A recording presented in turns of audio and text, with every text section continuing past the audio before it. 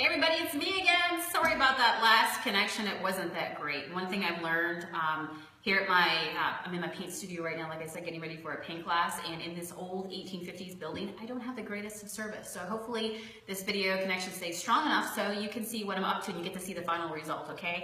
Because I really wanted to share this with you because I know there are a lot of you out there who have the old ugly glass, right? The stuff that you're no longer in love with anymore. You see a lot of this on the shelves. They can't get rid of it.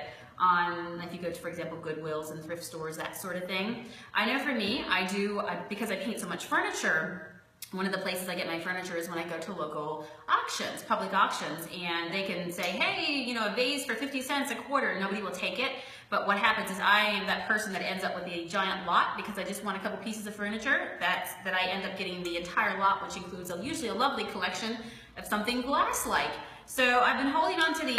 They've been in my back storage room, and I had a little bit of time on my hands, so I thought I'm gonna go ahead and shabby chic them and make them look definitely new, definitely give them a different style and bring them into this sort of age. So yeah, so I wanna take you through this one real fast here, okay? So this one I've painted, yes. So here's where I say this is a season where we get rid of things like this, right, that we have clunking around our home. But if you love shabby chic, take what you already have and transform it. So this is a season where we have yard sales to get rid of things that we've already bought at yard sales and have no idea what to do. So if you're at a yard sale or you have these, here's what you need to do, okay? Pay attention.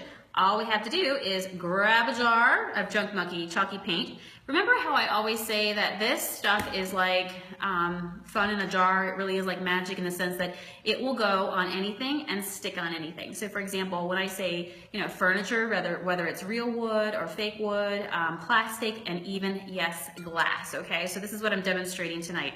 So here's a vase. I've put it in our lovely Smoky coal, which kind of is like a gray color. It's a gray, got some brown tones.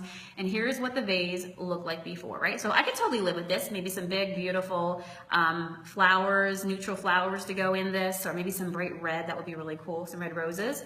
But yeah, right? We don't miss this part. This is the ugly side, okay? It's not gonna be ugly for long because I'm gonna go ahead and I'm gonna finish painting it.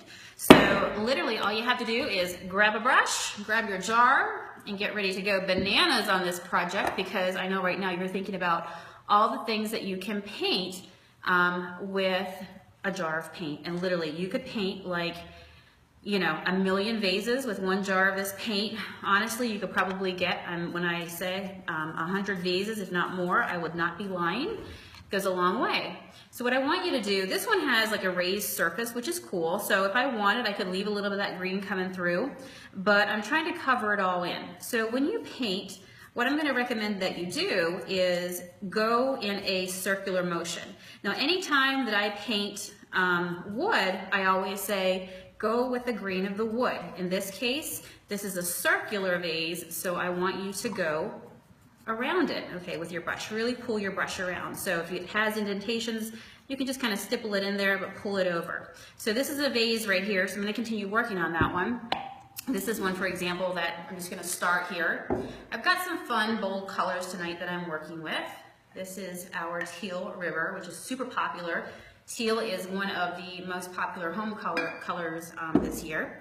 So again, I'm going to show you as I start on it. So it's just plain Jane, but now we're going to turn it in to a beautiful teal vase. And anytime that you pull colors around your home like this, this is what makes it warm. This is when you're able to do things that reflect your personality. You add layering colors, and you can pull your home together. So for example, if you have a teal space, maybe the next room over, you might want to put a teal vase and just carry it through your home like that, just those little peaks. So you can see in here that this vase actually has some texture on it. Can you see that or hear that when I run my finger over it? So I could totally fill in all these grooves if I want to, or I could continue to do a different effect, which is where I dry brush. So I'm just pulling the brush over, but I'm not actually all the way pushing the paint into the grooves. And you see how it kind of gives that, see I touched it, this is what happens on live video. I always get paint on myself, but that's okay. That's just fun. That's just proof that you had fun, right? So I'm pulling the brush over, and you can see here, it makes this really cool effect, and I really like that. So I can definitely picture a flower arrangement in there. This is why I have paint tarps on my tables, because this happens, and then this happens. Paint happens, right? That's life.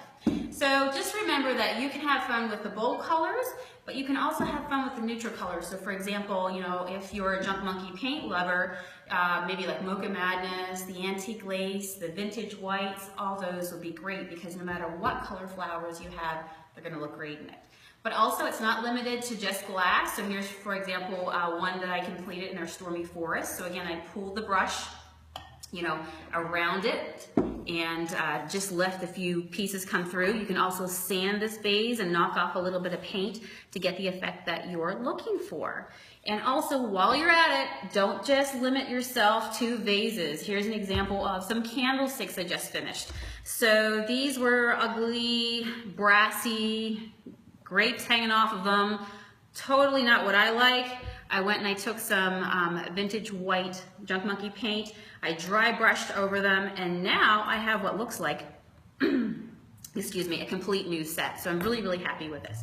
So anyway, I just wanted to show you what I was up to today. I hope you guys are having a terrific Friday. My Friday's not done just yet. I get to paint a little bit more, but I hope you have a terrific evening, and I'll talk to you again soon. Bye.